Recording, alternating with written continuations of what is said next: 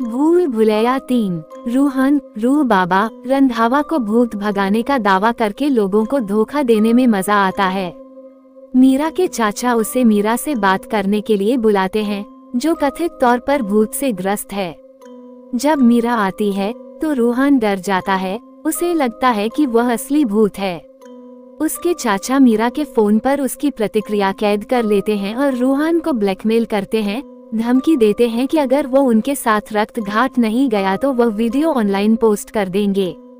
कोई दूसरा विकल्प न होने पर रूहन सहमत हो जाता है।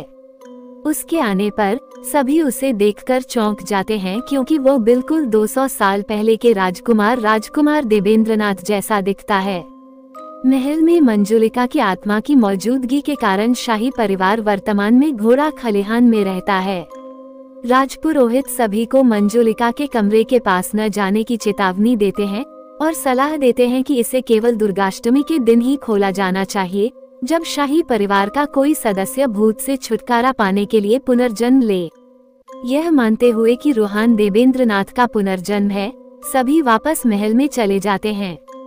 स्थानीय मिथक के अनुसार 200 साल पहले मंजुलिका एक राजकुमारी थी। राजा का एक बेटा था देवेंद्रनाथ, जिसका एक नौकर था।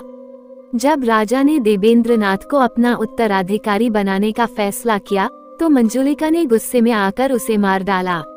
प्रतिशोध में राजा ने मंजुलिका को जिंदा जला दिया और उसकी प्रतिशोधी आत्मा अब महल में भटकती है, जो कई मौतों के लिए जिम्मेदार है।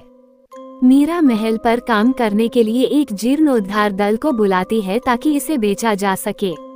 टीम लीडर मल्लिका में भूत होने के लक्षण दिखने लगते हैं। रूहन को असली भूत के बारे में पता चलता है और वह भागने की योजना बनाता है, लेकिन उसे एहसास होता है कि जाने से पहले उसे अपना वीडियो मिटाना होगा। उसे खोजते समय उसे पता चलता है कि मीरा ने चुपके से उसकी तस्वीरें खींच ली हैं, जो उसके लिए रोमांटिक भावनाओं का संकेत देती हैं। जब उससे पूछा जाता है तो वह इसकी पुष्टि करती है। रूहन वहीं रहने का फैसला करता है, लेकिन जल्द ही उसे पता चलता है कि पंडितान और छोटे पंडित पहले से ही मंजुलिका के कमरे में रह रहे हैं।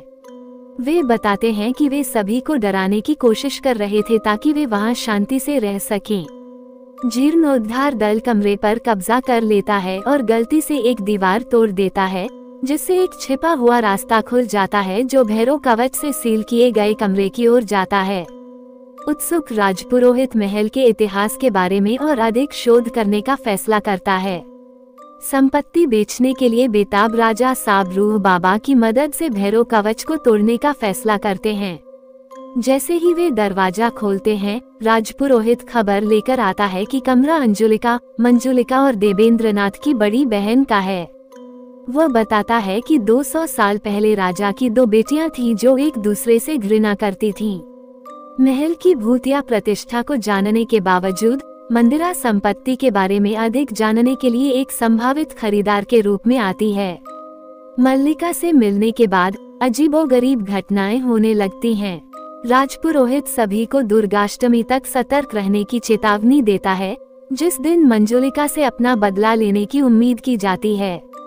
रूहन और मीरा की मल्लिका और मंदिरा दोनों से कई बार भयानक मुठभेड़ होती है। वे इस बात को लेकर भ्रमित हो जाते हैं कि असली मंजुलिका कौन है।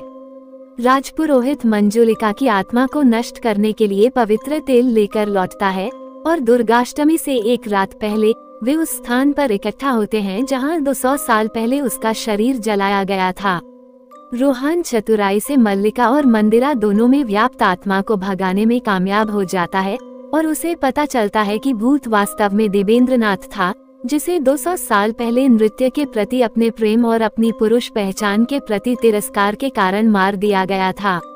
ये पता चलता है कि अंजुलिका और मंजुलिका ने सिंहासन को सुरक्षित रखने के लिए देवेंद्रनाथ को मारने की साजिश रची थी। राजा के सामने आने के बाद उसने अपने मंत्रियों को उसे जिंदा जलाने का आदेश दिया। इसके बाद राजा ने दोनों बहनों को राज्य से निकाल दिया। देवेंद्रनाथ की आत्मा ने फिर राजा और उसके रक्षकों को मार डाला।